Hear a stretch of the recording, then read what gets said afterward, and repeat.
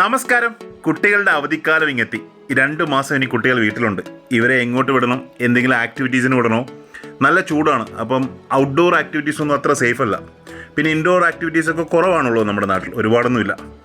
ഇവർക്കിപ്പം നമുക്ക് നല്ല രീതിയിൽ ഇവരുടെ മൈൻഡ് ഒന്ന് മാറ്റിക്കൊടുക്കാൻ പറ്റിയതാണ് കളക്ഷൻ രംഗത്തേക്ക് കൊണ്ടുവരിക. അത് നാണയമായിക്കോട്ടെ, നോട്ടുകളായിക്കോട്ടെ, സ്റ്റാമ്പുകളായിക്കോട്ടെ, തീപ്പെട്ടിപ്പടം ആയിക്കോട്ടെ, എന്തും ആയിക്കോട്ടെ. അവർക്ക് കുറച്ച് ഒരുപാട് ചിലവില്ലാതെ ചെറിയ ചെറിയ പാക്കേജുകൾ വാങ്ങിച്ചു കൊടുത്തു കഴിഞ്ഞാൽ ഇതുപോലെ ചിരിച്ചുകൊണ്ടിരുന്ന് സെറ്റ് ചെയ്യാൻ ചിലർക്കൊക്കെ താല്പര്യം ഉണ്ടാവും. എല്ലാവർക്കും താല്പര്യം ഉണ്ടാകുമെന്നല്ല. മറ്റ് സ്പോർട്സുകളിലൊക്കെ ഇൻട്രസ്റ്റ് ഉള്ളവരെ തീർച്ചയായിട്ടും അതിനൊക്കെ വിടണം. എങ്കിലും കുട്ടികളുടെ മനസ്സ് ഈ രീതിയിൽ കളക്ഷനിലേക്ക് തുടക്കത്തിലേക്ക് കൊണ്ടുവരാൻ സാധിക്കുകയാണെങ്കിൽ ഇന്ന് നമ്മുടെ നാട്ടിൽ നടക്കുന്ന ഒരുപാട് പ്രശ്നങ്ങളുണ്ട്. അതായത് ഈ മയക്കുമരുന്ന്, മദ്യം, ഇങ്ങനെയൊക്കെയുള്ള ഒരുപാട് മേഖലയിലേക്ക് വളർന്നു വരുന്ന തലമുറ എത്തിപ്പെടുന്നത് അവരുടെ കൂട്ടുകെട്ടിൽ നിന്നാണ്. അവർക്ക് മറ്റൊന്നും ചെയ്യാനില്ലാത്തപ്പോൾ വരുന്ന കൂട്ടുകെട്ടിൽ നിന്നാണ്. പക്ഷേ ഇത്തരത്തിലുള്ള കളക്ഷൻ മേഖലയിലേക്ക് എത്തിച്ചു കഴിഞ്ഞാൽ അവരുടെ മൈൻഡ് നല്ല രീതിയിൽ ഡൈവേർട്ട് ആവും. അവർക്ക് ഇങ്ങനെയുള്ള കാര്യങ്ങളിലായിരിക്കും കുറച്ചുകൂടെ ശ്രദ്ധ വരുന്നത്. പഠിക്കില്ല എന്നല്ല, പഠിക്കുന്ന കുട്ടികളും അതേപോലെ തന്നെ കളക്ട് ചെയ്യുന്ന കുട്ടികൾ ഒരുപാടുണ്ട്. ചെറുപ്പത്തിൽ കളക്ട് ചെയ്യുകയും പഠനശേഷം ജോലിയൊക്കെ വാങ്ങിച്ചിട്ട് നല്ല രീതിയിൽ കളക്ട് ചെയ്യുന്ന ആളുകളെയും എനിക്കറിയാം. ഇതിപ്പോൾ എൻ്റെ മോൻ്റെ തീപ്പെട്ടിപ്പട കളക്ഷനാണ്. പണ്ടൊക്കെ ഞാൻ ഓർക്കുന്നുണ്ട്, ചെറിയ ടൂറുകളൊക്കെ പോകുന്ന സ്ഥലങ്ങളിൽ നിന്നും നമ്മൾ ആ ടൂറ് പോകുന്ന സ്ഥലങ്ങൾ കാണുന്നതിൽ കൂടുതൽ ആ റോഡരികെ കിടക്കുന്നതും അവിടെ ഇവിടെ കിടക്കുന്ന തീപ്പെട്ടിപ്പടങ്ങൾ കളക്ട് ചെയ്യുന്നതിലായിരുന്നു കൂടുതൽ താല്പര്യം.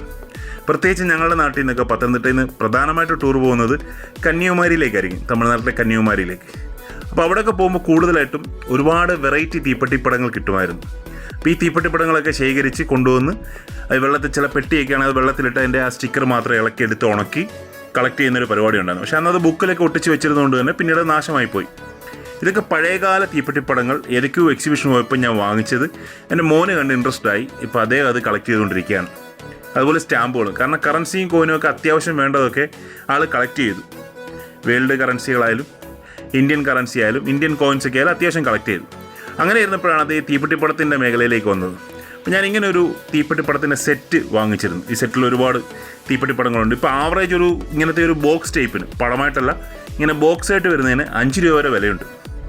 അതായത് ഒരു 100 എണ്ണത്തിൻ്റെ പാക്കറ്റൊക്കെ വരുമ്പോൾ 500 രൂപ വിലയുണ്ട്. പിന്നെ ഷിപ്പിംഗ് അഡീഷണൽ കൊടുക്കണം. അപ്പോൾ അതിങ്ങനെ ഈ കോയിൻ വെക്കുന്ന ഷീറ്റിനുള്ളിൽ വെച്ച് അദ്ദേഹം ദിവസം സന്തോഷം കണ്ടെത്തുന്നു.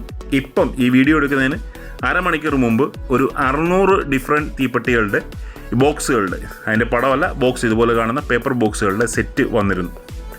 അപ്പോൾ അത് ഞാൻ കൊടുത്ത്, അത് വെക്കാൻ വേണ്ട ഷീറ്റുകളും കൊടുത്തു. അത് ചെയ്തുകൊണ്ടിരിക്കുകയാണ്. അപ്പോൾ ഒരു 2 മണിക്കൂർ 3 മണിക്കൂർ ഒരു ദിവസം ഇതിൻ്റെ പുറകെ ആക്ടിവിറ്റീസ് ഉണ്ട്. അതുകൂടാതെ കാർട്ടൂണും കാര്യങ്ങളൊക്കെ ടി വിയിൽ കാണുന്നുണ്ട്. എങ്കിലും കുട്ടികളുടെ മനസ്സിൽ ഇങ്ങനെയുള്ള സാധനങ്ങൾ കളക്ട് ചെയ്യാനും ഇതിന് ഫ്യൂച്ചറിൽ എന്തെങ്കിലും ഒരു ഡിമാൻഡ് ഉണ്ടാവുമെന്നൊക്കെ അവർക്ക് മനസ്സിലായി കഴിഞ്ഞാൽ ഇവരിത് സൂക്ഷിച്ചു വെക്കും. കാരണം ഇതൊക്കെ പണ്ട് ആരൊക്കെയോ കളക്ട് ചെയ്ത തീപ്പെട്ടിപ്പടങ്ങളാണ്. ഈ കാണുന്ന 20 തീപ്പെട്ടിപ്പടത്തിൻ്റെ ഷീറ്റ് ഇപ്പോൾ വെച്ചത് ഞാൻ വാങ്ങിച്ചത് 400 രൂപ ഷിപ്പിംഗ് ഉൾപ്പെടെ കൊടുത്തിട്ടാണ്. നിങ്ങളുടെ കുട്ടികളുടെ കളക്ഷൻ ആവശ്യമുള്ള എന്തെങ്കിലും സാധനങ്ങൾ നിങ്ങൾക്ക് ആവശ്യമുണ്ടെങ്കിൽ തീർച്ചയായിട്ടും എൻ്റെ വാട്സപ്പ് നമ്പറിൽ, ഈ വീഡിയോയുടെ അവസാനം വാട്സപ്പ് നമ്പറുണ്ട്, അതിലൊരു മെസ്സേജ് ഇടുക. ഞാൻ നിങ്ങൾക്ക് എല്ലാ സഹായങ്ങളും ചെയ്തു തരാം. സൗജന്യ സഹായങ്ങൾ ചെയ്തു തരാം. സാധനങ്ങൾ അറേഞ്ച് ചെയ്ത് തരാമെന്നല്ല, എന്തെങ്കിലും സഹായങ്ങൾ ആവശ്യമുണ്ടെങ്കിൽ അത് എവിടെ നിന്ന് കിട്ടും, എങ്ങനെ കിട്ടും, ആ കാര്യങ്ങളെല്ലാം തന്നെ ഫ്രീ ആയിട്ട് ചെയ്തു തരുന്നതായിരിക്കും. അപ്പോൾ താല്പര്യമുള്ളവർ തീർച്ചയായിട്ടും കോൺടാക്റ്റ് ചെയ്യുക. വീഡിയോ കണ്ട എല്ലാവർക്കും ഒരുപാട് നന്ദി. Keep watching. Thank you very much.